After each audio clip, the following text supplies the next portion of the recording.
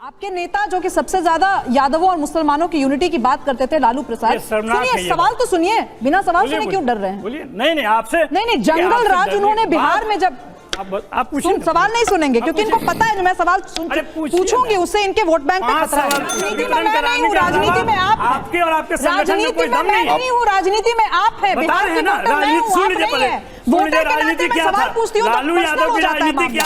आपके नेता जब शहाबुद्दीन को चारा खिला करके मोटा तगड़ा कर रहे थे, उस समाज के लोग हैं। क्या बात कर रहे हैं? किस समाज से आती हूँ? वो संवैधानिक था कि नहीं? बताइए सुधांशु जी, संवैधानिक था कि नहीं? समाज से आता है? अम्बेडकर की बात को क्या दरकिनार करें? ये उन लोगों से पूछना चाहिए जो जय भीम और जय मीम के नारे लगा। इस डिबेट में सुब्रास्टा ने आरजेडी के प्रोफेसर नवल किशोर के पूंछ में ही आग लगा दी और लालू यादव की पोल खोल कर रख दी। आइए देखते हैं। आप बताइए कि यूसीसी संवैधानिक है कि नहीं? संविधान के विरोध में क्या है, लेकिन उसकी भावना क्या है? भावना है संविधान में आपको लग रहा है भावना है उसकी जो आपको नहीं समझ में आती। अच्छा। भावना ये है कि वो केवल उसके लिए पहले प्रयास किए जाएंगे, वैसी स्थिति बनेगी और उस पर विधि आयोग का रिपोर्ट है जो कह रहा है कि नाइदर नेसेसरी नॉट डिजायरेबल। अच्छा, मतलब संविधान से ऊपर है आयोग? कोई आयोग संविधान से ऊपर है? जब संविधान कह रहा है शैल इंडेवर और वो कह रहा है नाइदर नेसेसरी नॉट रिक्वायर्ड। आप तो वैसे अब तो नया विधि आयोग आ गया के लोग हैं, अब तो नया विधि आयोग आ गया, पुरानी बात खत्म। आप कहते हैं कि सरकार का विरोध मतलब देश का विरोध, व्यक्ति का विरोध मतलब देश का विरोध। बात कहना चाहती हूं, पूछना चाहती हूं। नवल जी, बहुत सीधा सवाल है, पार्लियामेंट बहस कर क्या ये असंवैधानिक है यूसीसी आपके हिसाब से? ये कौन कह रहा है? ये सवाल ही आपका गलत है। मैं संविधान के अंतर्गत आप ही ने बोला, संविधान के अंतर्गत है। आप ही ने बोला अभी। मैं आरजेडी से एक सवाल पूछना चाहती हूं। जो परिस्थिति है, एक आयोग जो अध्ययन किया है 185 का रिपोर्ट पब्लिक डोमेन में, आप पढ़ना नहीं चाहते हैं। आपने अगर उस रिपोर्ट को चर्चा करवाया पिछले 5 साल में, अगर आप सिंसियर होते तो आप करवाते ना। मैं आरजेडी से ही एक सवाल पूछना चाहती हूँ, क्या आप पूछ सकते हो? ये बोल रहे हैं कि मैंने एक रिपोर्ट पढ़ ली, एक रिपोर्ट के आधार पर यह कह दिया, तो ये तो 5-6 तो हमारे सुप्रीम कोर्ट में डिस्कस हो चुके हैं। Sarla Mudgal versus union of India, John Willington versus union of India, वहां से भी तर्क उठाइए। और मैं आरजेडी से सवाल पूछना चाहती हूँ, इनका कहना है कि माहौल नहीं बना देश में इतने सालों में कि यूनिफॉर्म सिविल कोड पर डिस्कशन हो सके। आपके नेता जो कि सबसे ज्यादा यादवों और मुसलमानों की यूनिटी की बात करते थे, लालू प्रसाद, सुनिए सवाल तो सुनिए, बिना सवाल सुने क्यों डर रहे हैं? बोलिए। नहीं आपसे नहीं जंगल राज उन्होंने बिहार में जब आप पूछिए। सवाल नहीं सुनेंगे क्योंकि इनको पता है जो मैं सवाल पूछूंगी उससे इनके वोट बैंक पे खतरा है। सवाल पूछिए, मैं जवाब दूंगा। मैं एक ही पूछूंगी, उसी का जवाब दीजिए। आपके नेता जब शहाबुद्दीन को चारा खिला करके मोटा तगड़ा कर रहे थे, उस दौरान आपने बिहार में ऐसी स्थिति क्यों नहीं बनने दी कि यूनिफॉर्म सिविल कोड पे बहस हो सके? हमारा बिहार प्रोविंस से जो नेता पहुंचे संविधान सभा में, उन्होंने समर्थन किया था यूनिफॉर्म सिविल कोड का। उनसे ही बड़े नेता हो गए थे क्या लालू प्रसाद यादव?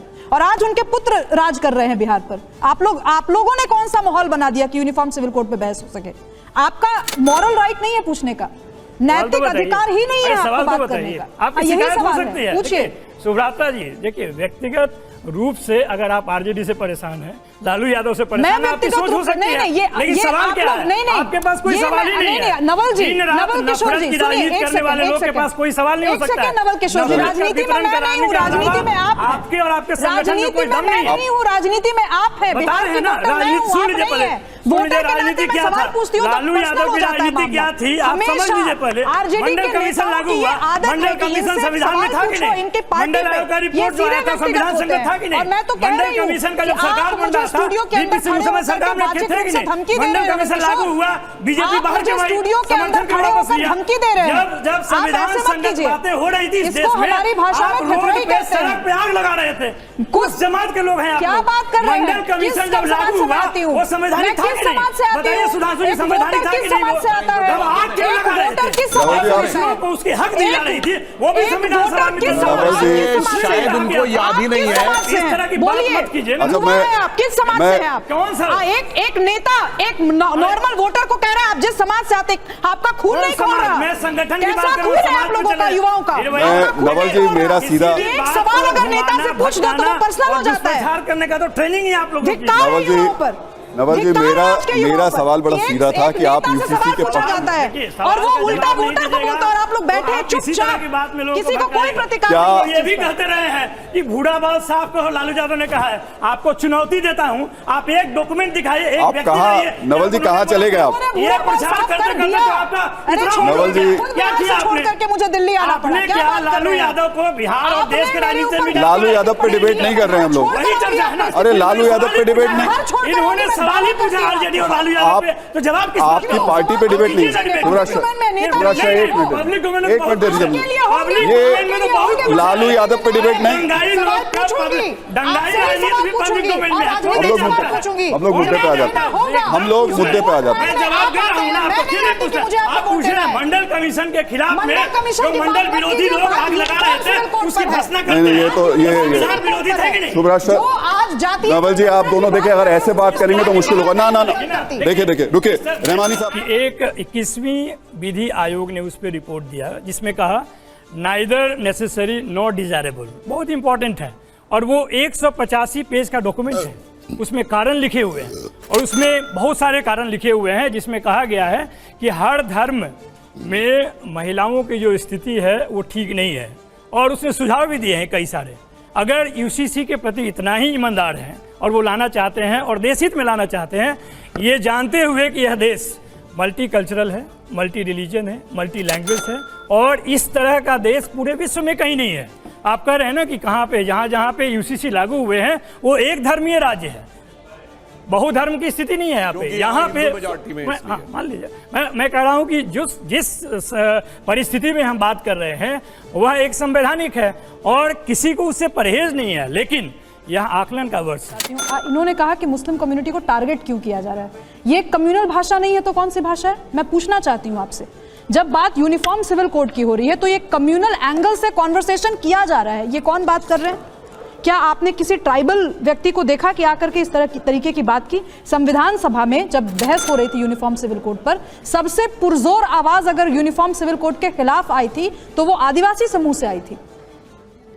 जितने हमारे जो मुस्लिम उस समय जो मुस्लिम रिप्रेजेंटेटिव्स थे, जिसमें चाहे वो नजरुद्दीन अहमद साहब हो, चाहे वो हुसैन इमाम साहब हो, चाहे वो इस्माइल साहब हो, सबने यूनिफॉर्म सिविल कोड का समर्थन करते हुए थोड़ा बहुत संशोधन करने की बात की थी।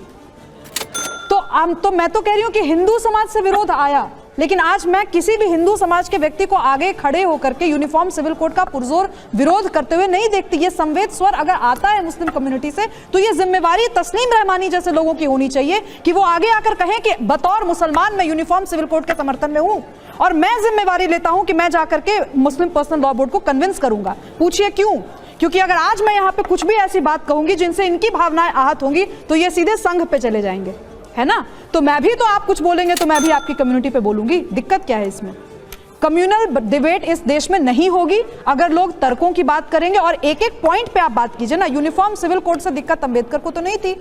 उन्होंने जब directive principle of state policy में डाला तो ये कहते हुए डाला कि अभी इस समय जो माहौल बन रहा है संविधान सभा के अंदर, उसको देखते हुए फ्यूचरिस्टिक एजेंडे में इसको डालते हैं और डायरेक्टिव प्रिंसिपल में डालते हैं। क्या देश आजाद देश के इतने सालों के बाद, दशकों के बाद भी हम अंबेडकर की बात को क्या दरकिनार करें? ये उन लोगों से पूछना चाहिए जो जय भीम और जय मीम के नारे लगाते हैं। केंद्र सरकार यूनिफॉर्म सिविल कोड यानी समान नागरिक संहिता लाने की तैयारी में जुटी है। मोदी सरकार के इस कदम से एकजुट होते विपक्ष के बीच दरार पैदा हो गया है। जहां कुछ विपक्षी दल यूसीसी के विरोध में खड़े नजर आ रहे हैं, वहीं दूसरी तरफ आम आदमी पार्टी और शिवसेना यूबीटी इसके पक्ष में आ गए हैं। हालांकि कुछ विपक्षी नेताओं ने इस पर भरोसा जताया है कि यूसीसी 23 जून को पटना में मीटिंग के दौरान बनी एकजुटता पर असर नहीं डाल पाएगा।